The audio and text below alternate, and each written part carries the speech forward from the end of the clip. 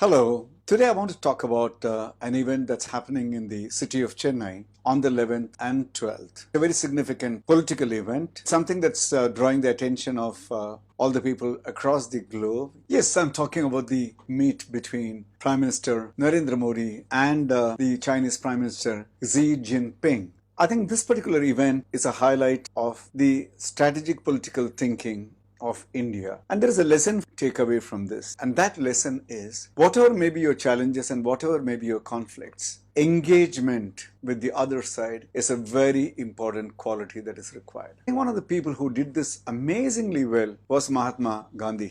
Mahatma Gandhi almost gave a lesson to all of us in the political field by establishing that positive compromises were the way forward whenever there seemed to be completely conflicting or opposite point of views. For a long time now, China and India have looked like not so friendly and not so diplomatically comfortable with each other. China has been, of course, racing on its way to become the biggest superpower, and their industrial growth as well as their military growth has been a matter of phenomenal rise over the last decade. US has been getting very concerned about the kind of growth that they have been able to achieve. Its own military expansion, especially China cozying up with Sri Lanka and establishing the base over there. That has been a matter of concern for India from its defense perspective. Of course, in Doklam, we have had our moments of tension, uncomfortable, unease kind of things with the Chinese. But with all that, very sensible thing that Prime Minister Modi has done is to initiate a process of engagement. When there is deep engagement, even the almost formidable kind of challenges seem to come down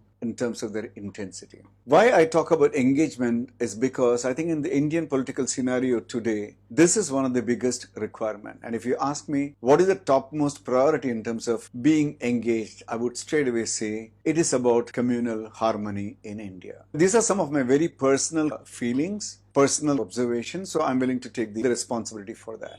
If in India, the Hindus and the Muslims decide, make up their mind to live without suspicion, without doubt, to live in friendship and harmony, almost 80% of the politicians in India will be left without the jobs. I think about 50 to 60% of the journalists in India will be left without material. For many of the political parties, their whole existence seems to be on the possibility of some conflict, tension existing in the society. And that anxiety creation becomes a very powerful marketing tool. So you can pitch minority versus majority, forward caste versus backward caste, the powerful and the powerless, the downtrodden with the super rich, the corporate versus the NGOs, constantly dividing, constantly breaking, constantly fostering this sense of uneasiness, suspicion, and sense of distance between one side and the other. This is where the sensibility of engagement becomes very important. I wish that if there is one pilgrimage I would like to take in my life, it would be the pilgrimage of alignment of communities. Very genuinely. I don't think there is anything more worthwhile to do in this country, in India. If this alone is addressed, believe me, the kind of mind space that will become free for a very positive socio-political development will be enormous. You know, you got to look at concepts, you got to look at principles from yourself. How is it applicable? How is it experienced in your life? In my own personal life, have I had any reason or an opportunity to ever have a negative experience with any particular other caste or community or religious person? And the resounding answer is no. So if it is not part of my experience, why should I pick up the so-called opinions floated by a political system or a social system or by the so-called, kind of pseudo-historians or whosoever who would love to keep on talking about only suspicions, differences, and distances between people. If it is a truth that in my life, some of my closest people, I can't even describe in words. I'm reminded of my dear brother, the late Ansar Ali Syed, who was an income tax deputy director. I talk about my Aziza Khan, who still, after 45 years of leaving the college, we are still in touch and we are kindred, kind of soul completely. The young Turk Mukhtar. I can talk about 20 people from different communities who have been closer to me than my own brothers and sisters.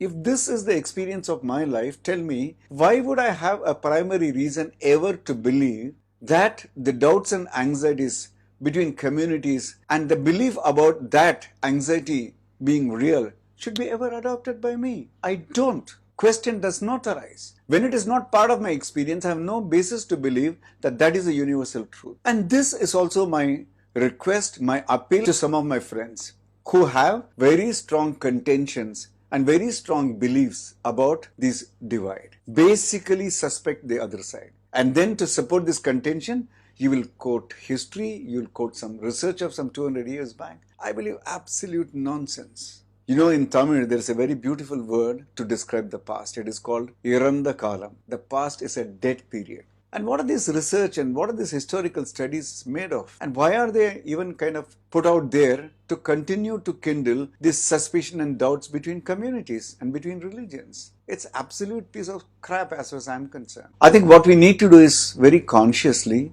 spread the positive message. I may have political ideologies, but none of my political ideologies should contribute to fundamentally suspecting another community or another caste or another religion. I'm granting that in every religion, community, there are the negative outliers, frugal percentage, which is up to mischief. And they become the fundamentalists. They become the propagators of very, very strong conditions. They say either this or that, either us or them. The moment this either or kind of business comes in, you know that the wrong things are happening out there. Therefore, these people who manipulate the society with devious intentions to promote their hidden agenda, that is something that we need to be cautious about. And I would continue to voice my concerns related to some of those which exist in society. But fundamentally, I have a great trust and faith about human community. I have great trust and faith about the human goodness. Therefore, I will not ever operate with doubt and suspicion as fundamental. So legally, ethically, in terms of principle-centeredness or dharmicness, what is not acceptable is something that I will continue to fight. India against corruption, I loved being part of that. Similarly, social mind manipulators, I will fight very, very strongly. Or people who have some kind of a front but have a hidden agenda and propagate their hidden kind of mission, I will continue to resist that. But I have no doubts or I have no suspicion about any other caste, any other community, any other religion. What I see in myself is what I see in others. And therefore, that is the ground for me to be engaging again and again. Engagement is that willingness to be deeply involved and have conversations and have interaction so that these mythical walls that get built around are getting slowly unbuilt from whatever structures that they have got built. And I think it's a great thing that at a country level, at a nation level, this kind of a coldness or suspicion is attempted to be reduced by deep engagement. Deep engagement is a quality where we may see some apparent differences with the other person, but we choose, in spite of those differences apparently existing, to communicate,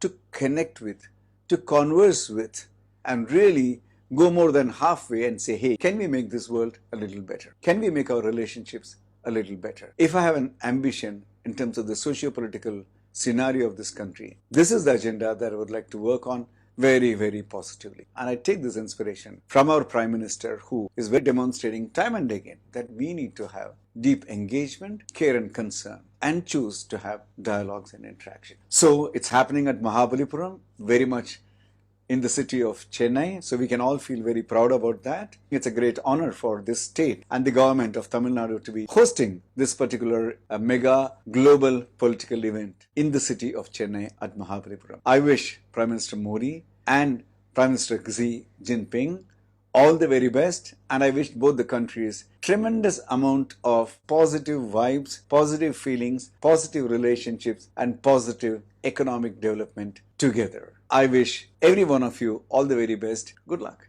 Thank you.